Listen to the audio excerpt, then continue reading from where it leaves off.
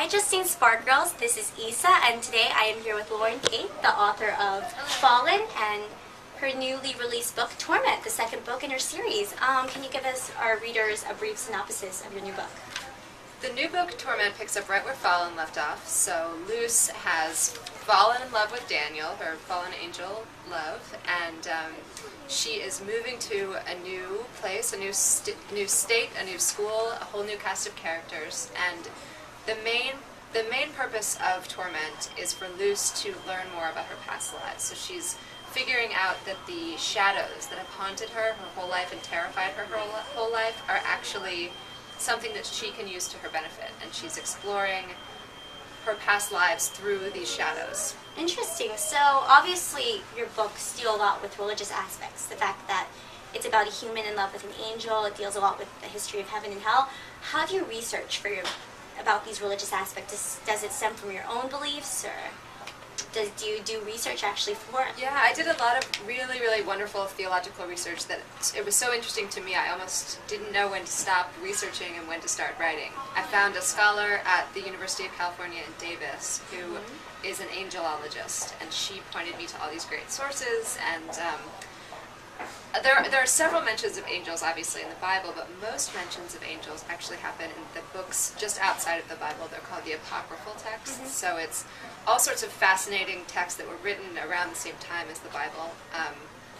Books like the Dead Sea Scrolls and the Book of Enoch. I checked out lots of trilogies and histories of heaven and hell. I think I scared the local librarians in the town where I was living because I was checking out, like Lucifer, Satan, Mephistopheles, and the librarians were just like, do we need to call security on this crazy girl? But yeah, I did a lot of reading, and I pieced together little bits from here and little bits from there and kind of created my own mythology for the book, so it was a lot of fun.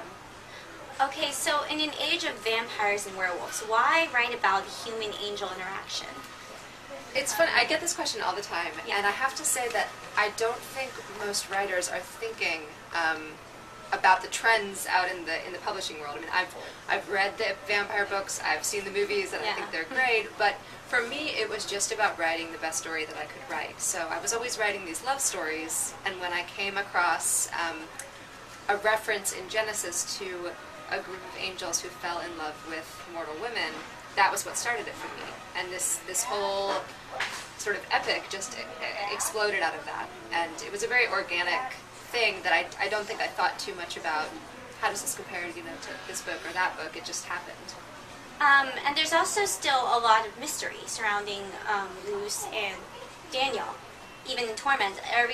Is there gonna be more clarification in the third book? Are we gonna learn more about their past? Absolutely. I'm very, very excited for the third book. I know that Tormenta has just come out, but Passion is the book that I've just finished writing. So that will be coming out in the summer of next year, 2011. And it's a sort of prequel that looks back through time, across history, at all of the past lives that Luce has had with Daniel. So the love between these two that's been sort of cloudy and mysterious and always hinted at, but the reader and Luce, and really me, has never gotten to quite explore it in a really thorough way. And that's, I promise, that's all on the page in Passion. It's a lot of love and a lot of open history between these two. So there's going to be a lot more clarification in the third book. Okay, and also I would love to ask about your writing style.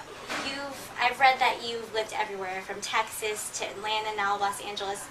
Does your living in all these different areas affect your writing style at all? Or? Yeah, I think that's a big part of how I've become the writer that I've become. And most of it is just, I would say, a curiosity and an openness to the things that I experience in my life, whether it's living in New York City or in a little farm in California. And the advice that I give to anyone who's trying to write a book or interested in writing is to be curious and be open about what's going on and what the things that you see and the people that you meet. And for me, the conversations that you overhear, I mean, that's where I get inspired so much by human relationships that I witness on the street or wherever I happen to be. I try to pull things all the time into my books.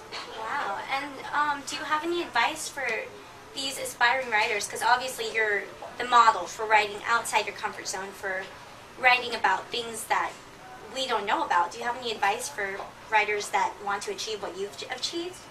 the easiest piece of advice, it seems very simple, but someone had to tell it to me before I could really figure out how important it is. Finish your book. Someone told me that, and I'd written, 250 pages, and I had a book that I thought was going to be 275 pages. I was almost there, and I was bored with the book. I thought it wasn't a good idea anymore. I started writing it a year or two before, and I had a better idea for the next book. And I was telling a friend of mine, I'm just going to quit this one and give up, and I'll write the next one, it'll be better. And she said, finish your first book so that you know you can do it.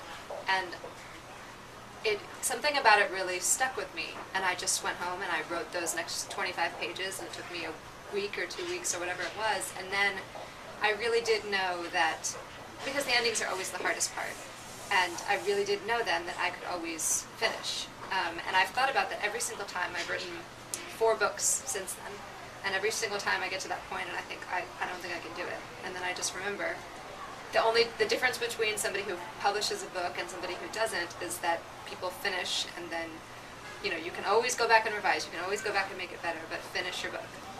Great advice from an expert herself. Make sure to pick up your copy of Torment today. Thank you so much for letting us interview you. This was great. Thank you.